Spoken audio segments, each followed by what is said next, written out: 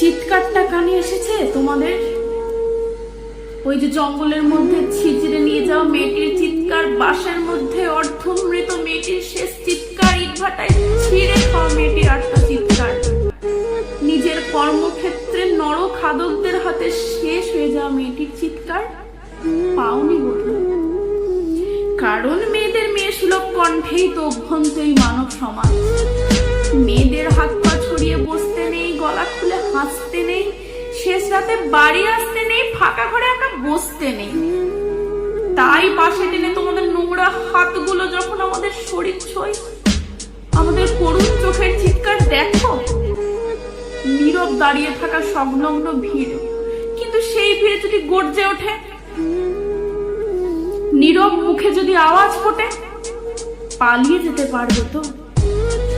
যদি সারা মহাদেশ ফুঁসে